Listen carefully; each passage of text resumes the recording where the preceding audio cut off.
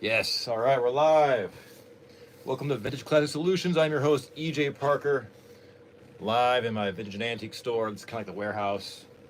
Um, I want to pack something that I sold, so that's cool. I'm making sure everything's set up here.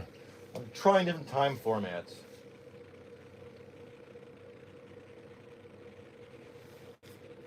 Why? For a few reasons. I want to have my reach.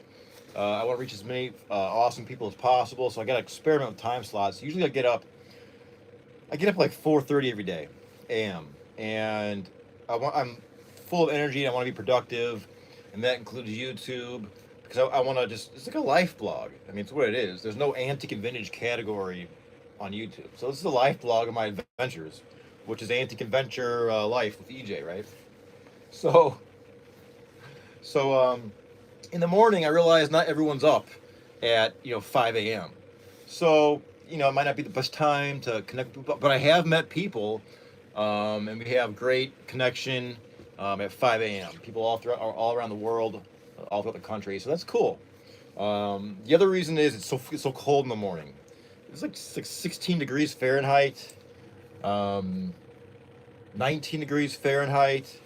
It's so cold, and this shop is my garage also, and this is like a 100-year-old garage.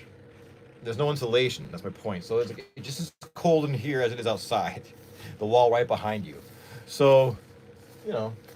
So if I do this now, it's a little bit warmer. It feels like at least it feels a little bit warmer. I think it's just because it's a little bit of a warmer day tonight than it was the past couple days. Welcome to the channel. I'm your host EJ Parker, live vintage and antique. I'm gonna pack some stuff that I sold. It's just been so cold. I haven't gone live uh, in the garage because it's been like 14 degrees. Like I don't want to get sick and die, prematurely, right? So, but today's okay. Tonight's okay. It's like 7:30 p.m. Eastern Standard Time.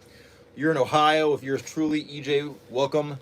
You're about a mile and a half from the shores of Lake Erie, right behind you, that way. Um, what else? I found some great stuff. um, what have I found? Um, well, EJ, I found this. This is a great, gorgeous mid 20th century resin.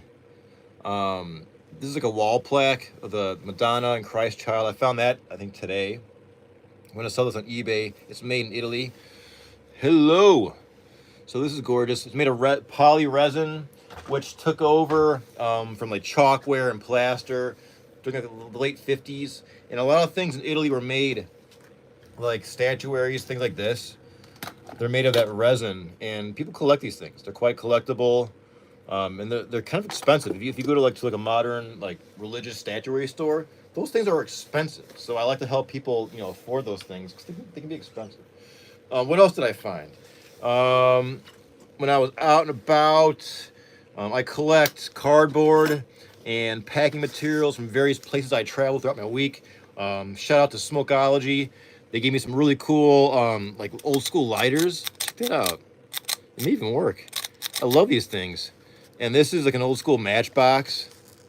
So shout out to Smokeology. It's awesome. I love this stuff. I was actually like looking. You talk to people, the more you see them, the more you go out and about. And these were always on the shelf. And I've thought about these before. And when I mentioned to the owner that, hey, if you get any like scrap cardboard or garbage that you don't want, I'll take it, to pack my antique items that are, clean cardboard and stuff. And she's like, oh, cool. Well, here, you can just have this stuff too, like these old lighters and stuff. So thank you. That's awesome. I'm going to research those. I got this as well last night. I was out at a thrift store. This is not antique or vintage, but it's contemporary classic. Check this out. This is like a notebook, rough notebook diary. It's designed in Japan. So whenever something's designed or made in Japan, look out. It's got like this graphic design. It's got like you can date like a journal. And then the thing I like here, it's got like these like you probably can't see that. I'm sorry. Like these perforated lines, so you can like write like a name card and just tear it out, or like a receipt. So this could be useful for my business. So probably gonna have that. Yeah, like a sketch stuff, maybe like a new tattoo design. I found that last night. Um, I found this cool plastic candle. I like plastic candles because I don't want to burn the house down. And it's, it's like I don't want to burn the house down, basically. And this looks cool. It's got fake wax. It's kind of got like a saggy base, like my antique bottles. Nice saggy base. Electric candle. I got that. Trying to drink my coffee before it turns to iced coffee. I've been showing a lot of frankincense and myrrh. I've been having this is the frankincense, and this is the myrrh. It's biblical. I got it all on eBay. I've been having some questions from some viewers like, "Hey EJ, where'd you get that frankincense and myrrh?" I got it on eBay, and it's really affordable. Those 2 bags were under like $13 for both of them, and it was free shipping. So just if you want frankincense and myrrh, like the biblical kind, like not the fake incense kind, like the real deal, just go on eBay and like check around, and like look for like the amount you want. It's really affordable. But you gotta have, the key is folks, you gotta have these discs, these Swift Light discs. What is your, we got a question coming in. Let me see here. That's cool. I'm sorry, I gotta pay attention to the chat more. What's your rarest thing? Wow, Miles, good question. My rarest thing. Oof, man, oh man, oh man. That's a good question. I have some coins that are rare. I have some coins that are quite rare. I have, man, that's a good question. My rarest thing. Rarest thing that I can securely say that there's not that many of them left in the world, or there were not that many things, not that many of them produced ever. Wow, that's a good question. Let me think. There's certain coins I know that I can document the rarity through various textbooks, so that helps me give you a definite answer. I'm gonna have to say it's got to be one of my early copper cents. I have some copper pennies from the United States from like the late 1700s. The ones like Lady Liberty. It looks kind of hand drawn. Those are. I have some. So this is like a rabbit hole, but basically let me explain to you like this. The U.S., when they minted pennies back in the late 1700s, it was very disorganized, and there was a lot of dishevelness. Records weren't kept, and dies were reused and so forth, and they were hand hammered. So there's all these discrepancies in the design. Fast forward to now, and collectors go crazy over that stuff, and that helps dictate the value. So you may have like the same, like 1775 penny, for example. You and your friend may have the same year penny, but yours might have a slight variation that will make it worth a lot more and make it that much more rare, even though it's the same year as your friends, if that makes sense. So within that realm of collectible, I have some pennies I have probably 2 or 3 that they're called die varieties, and they're very, very rare. And I found them on eBay when I had a day job once, like a serious day job once in my life. I tried corporate America for 4 years, and I hated it.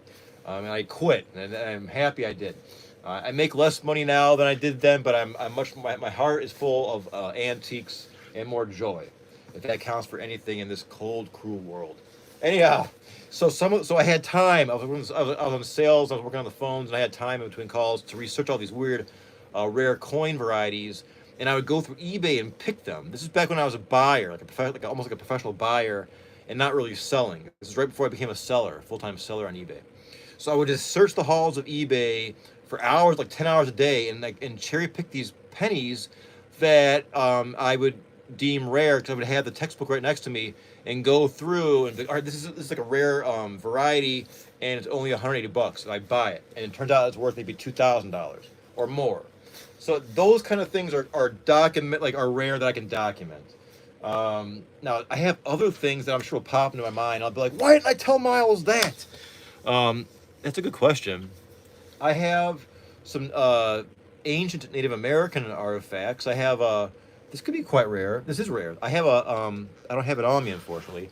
It's a Native American tomahawk. It's a stone axe head, and it's orangish red, which means it's been covered with red ochre paint, which is ancient. So this is, we don't know if it's a ceremony. It can't talk, obviously, and I found this on eBay from a seller in Ohio who lives near the mounds, and they got it from an estate. So the story is long gone, but I did bring it to an expert who had it appraised for being authentic, and they said it's real, EJ.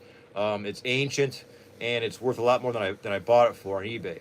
It's on my channel. If you just search like the ancient category, it's a stone. It's a ground axe head about that big. It's gorgeous, and it's orangish red from red ochre, which is an ancient pigment that people from all around the world use. Egypt, China, Native Americans, Europeans, and so forth. Even still today. And all it is it's hematite. This is why everyone can make it. It's a stone called hematite, which has a high iron content. You kind of like grind it, get the shavings, and you mix that with like egg yolk or oil, and it rusts and turns red, and that becomes like a red paint pigment. And that's how the ancients made red all around the world. I'm sure there's different variations of that, but that's how they did it with hematite. So that's very rare, because I mean I've never even seen. I'm sure there are other ones, but I've never seen another one that color. I've never even seen a painted one before, so it's remarkably rare in my opinion. And I've done research into antique textbooks of what this could have been from. And when the European settlers first came to the USA, the Native Americans at that point were scattered, and they kind of abandoned a lot of their fortresses. And the first like Europeans would find all these artifacts, and they wrote books about it. And those are the important books. And a lot of those artifacts from here in Ohio are actually in European collections in the UK and so forth. A lot of those fabulous historical artifacts are now abroad. But there's still a lot here, and I go out and I find them personally, in my yard, all around Ohio. You can find arrowheads and such. Well, thank you, Shorts MD. You're obviously educated. You have to be if you're dealing with antiques. You're right. The more you know about your items, the more money you can get. You have to research your items to extract the value. Otherwise, you're going to say, oh, this is just an old baseball. Well, it's more than that. This is an antique baseball made of horsehide, blah, blah, blah, blah, blah, blah, blah. You get my point. Because collectors need those adjectives to hone into that item, so to say. And I love history. I don't watch TV. I just delve into history every day of my life. And that's to me, that's my entertainment. If I can make a little money with it, incorporating antique vintage, then I'm happy. That's the whole point of life, right? Is to be happy. You got to eat, too. I get it. You got to pay the bills. But you got to have, it's also like a soul thing, right? It's not all about material. I think a lot of everyone in the world gets caught up in the materialism aspect, and it dictates their life, and they forget about the spiritual. And I'm not saying religious spiritual, but just your soul and your heart. Joy of painting, joy of going on a bike ride.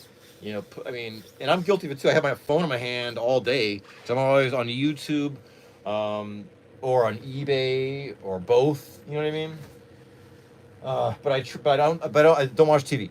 I don't watch TV at all. My TV's broken. We don't watch TV at all. So YouTube is my periscope into the world. And whenever I do watch TV at a friend's house or family member's house, I'm always disgusted. I'm like, this is what people are watching? This garbage brain poison? Oh my God. It's horrible. Commercials and pharmaceutical commercials, like trying to make your life feel normal by doing some freaking pharmaceutical. Like, what the freak, man? So the TV's not EJ. I don't do TV at all. And when I see it, I freak out. One of the coolest billboards I ever saw in my life, it was out near Bowling Green, Ohio, where it's just flat cornfield. It's just so flat, and there's corn everywhere. And there's some farmer, this huge cornfield has this huge billboard that says, "Kill your TV." And I'm like, yeah, kill your TV. It's brain poison. Doesn't matter what side of the political spectrum you're on, your religion, your sexuality. It's just garbage, poison. And it's just to the dumbest level. It just dumbs everything down. Like, promoting drinking Budweiser. I don't drink alcohol, and if you do, I'm not here to judge you. But when I drank alcohol, I knew that Budweiser was horse piss. Drink the good stuff, like German beer, Belgian beer, made by Trappist monks. If you're going to do it right. Budweiser is garbage. I mean, try a real beer. But TV's selling you this stuff. Why? Because they want to make money, I think society's just got the chokehold of consumerism. That's why you have a lot of atheists celebrating Christmas. And if you think about it, it's profound. Why would an atheist celebrate Christmas? You know, it's the birth of God in the human form, which is so profound that I get freaked out about it every day thinking about it. But nonchalantly, folks just go about Christmas as a time to get drunk and give and spend money. Like, what the fuck? It doesn't make sense at all. And when I think about it, it freaks me out. And if it's 'cause it's so profound, if you really think about it, you know, if you really think about it, it's extremely profound. But that's what I do. So what's sold? Let's see what's sold. I gotta find it. This is a nice primitive item. It's I'll show you. I gotta find it first. It's in G7. I gotta test my my system here. This is my Nirvana shirt. This is the real deal. Come as you are. Gotta check the chat. Gotta say you know your history. Well, thank you very much. I love it. I love sharing what I know in history because otherwise I'm just talking to myself, and I do that a lot too.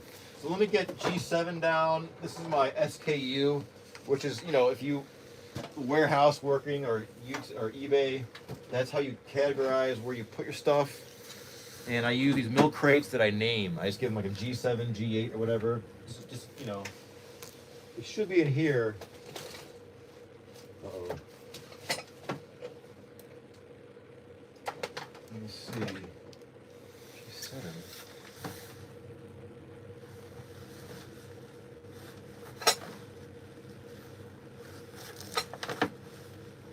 This is where now, if I can't find this thing, this is where the entertainment kind of value kicks up a little bit. You'll see a middle-aged man, yours truly, go crazy, digging through all the stuff for it's a branding iron. It's number 2, like, you know, like when you got the bull and you're like, psh, like in the butt. It's a branding iron that I got and I sold it.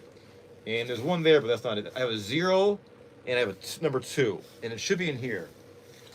Let me look before I freak out. I got dinosaurs in there. I got dinosaurs. These are 1985 Imperial. I don't got 1. I don't got 2. I got 3, I think. Check that out. Classic. All right, let me stay focused. If it's gonna be in here, it's gonna be in the bottom. It's made of iron. Is that it? Please be it. Oh yeah. Oh yeah. It's great success. Look at this. Number 2. Look at that. That would hurt. It's red hot. It's old and rusty. It's got a nice twist to it. Some of these could be newer, some could be older. This is an older one, so congratulations to my awesome buyer, and thank you so much. This will ship out tomorrow's, I've been told tomorrow's Sunday, I think. So it'll ship out first thing Monday. But this is awesome. I love these things. I buy and sell these a lot, and they sell. I think I have one more right now. It's a 0. I think it's a number 0, or it could be a letter or number, but it's an O or 0. All right, so that goes back there. My SKU worked. That's awesome. I've had some episodes in the morning when I go live where I couldn't find things, and I think the entertainment value goes up a level. And you know, people are like, they don't want to go, like, take their shower to go to work. It's like, is you gonna find this like little thing, like some little bottle? There's boxes to your left and right off camera. So it's stressful when I can't find something. That's why you gotta be organized. All right, so that's good.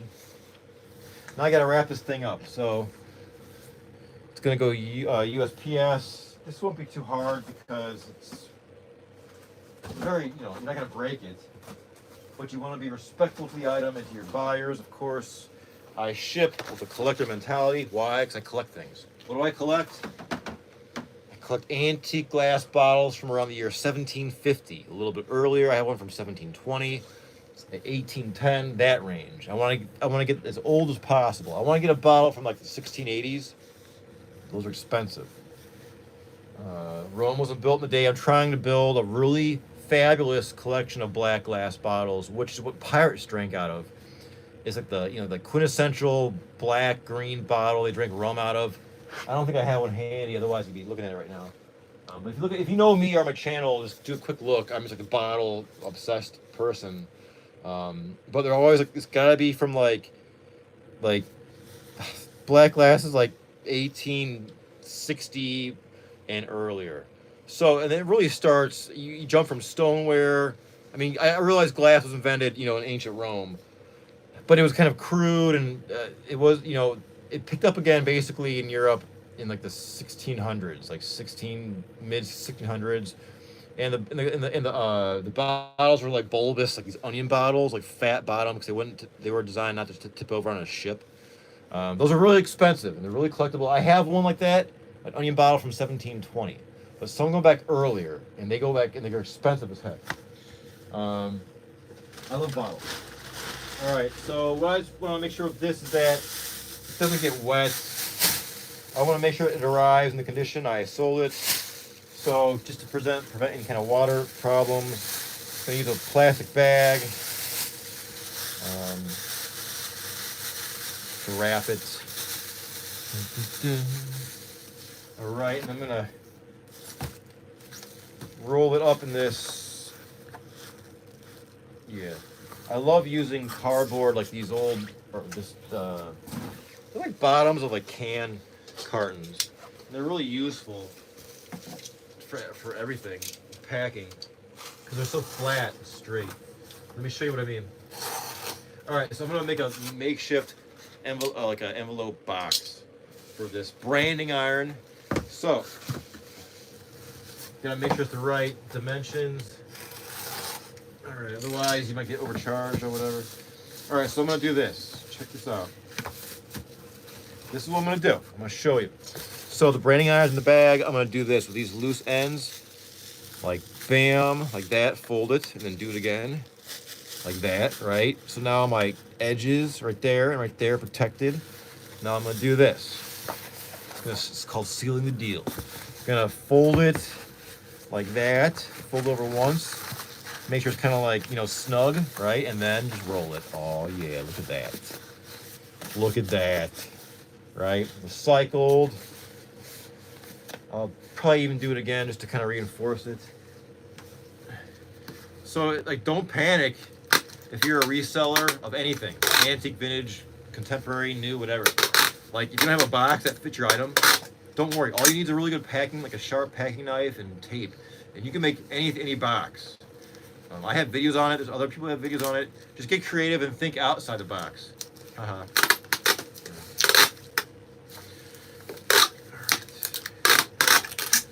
Every time I'm doing this, it's always dark out. It's either 5 a.m. or, you know, evening. Because during the day, I'm always out looking for antiques. I seriously am. All right, so this is coming together. I'm just gonna reinforce the edges one more time. And then this should be it. I got the label on it. I've been really busy with my brick and mortar endeavor at Timeless Treasures in Mentor, Ohio. Come out and see us. It's a great, like an antique mall that I'm a little part of, selling out of there. I also sell on eBay. So it's kind of hard. I'm a one-man band, and I do YouTube full-time, which I love. It's a creative outlet for me that I need. I really need this outlet and connection to all you like-minded people. This is awesome. I love it. But it's a lot to do. You know what I mean? It's a busy day, but it's good to be busy. It keeps me busy. All right, I'm just reinforcing these edges, and I think this could be good. I mean, this is, it's a piece of metal, it's a chunk of metal, and my tape is out, but don't worry, we got a lot of tape. So the key to tape is this. If you're gonna resell and do a lot of shipping on your own, good, just be fearless. But look, the key is this: don't go to Walmart or like Sam's Club and buy tape, or Lowe's. It'll be way overpriced. You got to go to like your Ollie's Bargain Barn discount warehouse place and like look at the bottom shelf. Get the tape that's like 75 cents a roll. It's decent. It'll do the job usually, and it's gonna save you so much money. If you go to Lowe's, like some like big box place for like a pack of packing tape for like, I don't know, like 12 rolls or even 8 rolls, it could be like $13, $14, $15 or more, and that's too much. So you gotta be smart with your shipping. I don't spend any money on packing items. Everything I get is from the kindness of people's hearts when I ask them, may I have your garbage? And they're like, they look at me and they're like, yeah, you can have the garbage. I'm like, oh, thank you so much. Thank you so much. But to me, it helps me so much because otherwise, my margins are so thin in my business that if I had to buy all these boxes, I wouldn't make any. It'd be like I'd make a little bit of money, even littler. You know what I mean? So it would be ridiculous. So I go out and I source throughout my day. It's part of my. I just do it now automatically. I'm always looking at boxes when I'm out, eyeing them down. Like, you guys still want that box? Like, no, you can have it, sir. So this tape. You know how hard it is to start the tape sometimes? I can't even see where it starts. Oh wait, maybe it starts there. Oh yeah, right by the arrow. Duh. All right, so this. Get this started. All right, so tape's good. Just gonna tape it again. Check the chat. See what's going on. All right. Yeah, I go in early. I get up early, and just because I don't go live in the morning doesn't mean I'm not awake. I'm always up at like 4:30 or earlier. Sometimes 3. That's lame. I'm like, come on, EJ, 3 o'clock. This is ridiculous. But it's just been so cold. I don't want to come out here when it's 14 degrees and get sick. You know what I mean? Then I'm super screwed. If I get sick like that, I'm super screwed. Because I'm a one-man band. I'm in big trouble. So I gotta be mindful of my health. All right. Just making sure this is all neatly packed up. I think it's time for the label. Do one more along the seam just to guarantee that it doesn't pop open. All right. I hope you're exploring your creative endeavors. I hope you are following your dream and passion. If you're not, I'm here to advocate for you. You got to do it now. You only have one life to live, right? As far as I know. So you got to act accordingly. You gotta be motivated to execute your passion. You gotta do it now because we don't have a lot of time. I don't think. You know, no one's guaranteed tomorrow. Not to get negative, but we're not. Where is this going? This is going to McGregor, Texas. Thank you, McGregor, Texas, for your support. This is an awesome branding iron. I'm assuming from the Midwest region, but that's where I found it. And I do find a lot of branding irons. Not a lot, but I find them and I sell them. It could be 2 or 3 a year. They always sell. I think I got one more left, and it's not as old as this one. Not as primitive looking. It's a bit longer. It's a 0. All right. So this is gonna get the label. Tomorrow's Sunday, I think. Tomorrow, what do I do tomorrow? Tomorrow, the flea market is a maybe. I want to hit see, right now my funds are mega tight because I have my eBay store and my brick and mortar store, and I have a lot of my money tied up in my items. So I'm trying to sell them at a reasonable price, but a price I can still afford to eat. So it's like a tight time right now. And when I'm out picking, I have to go picking still, and that's okay. But I have to be really careful what I buy. I gotta spend as little as possible and make as much as possible. Or make some as, having the brick and mortar now adds a new element. I can make cash quickly if someone wants something or whatever. But I gotta pick wisely. I'm hoping for a home run to pull me out of a rut. Like, just find my Picasso in the bar, like a Rembrandt at a thrift store, something. You know what I mean? Gotta keep looking. I found some good things before, don't worry, but I gotta keep looking because you gotta top what you found last. You gotta always top your last spectacular find, and I always do, but it takes a little bit of time. And if you make a mistake, so if you're doing what I'm doing, if you're vintage and antique reselling on eBay, Etsy, or brick and mortar, if you make a mistake, don't worry. That's how we learn. You're supposed to make mistakes, and I made plenty. But that's how I learned, and I learned fast. So don't beat yourself up if you make a mistake. You know what I mean? Don't be too. I get rough on myself if I screw up. I try to be really diligent. But if you make a mistake, don't worry. We all make mistakes, and that's how we learn. I think sometimes the pompous academics forget that, and pompous academia-ville, they forget that the human journey is trial and error. That's how you truly learn. Books are great, don't get me wrong. The human experience going through life, traveling countries and seeing the world, and experiencing people, places, and culture and political systems outside your own familiar zone is the way to do it. That's what I did. And I want to do it again with vintage and antique. I did it with music in my 20s and 30s. I saw the world. I toured everywhere, lived everywhere, met famous people of all walks of life, and talented people of all walks of life, and different socioeconomic backgrounds, and it's been amazing. I want to do it again with antique and vintage, and probably some music too. Let's check the chat. Let's see what's going on. Let's see. All right, so 8 p.m. Usually I jump out the door and I go out to an antique store, but now it's too late. It's nighttime. So I want to brainstorm some ideas for some upcoming YouTube videos I want to make.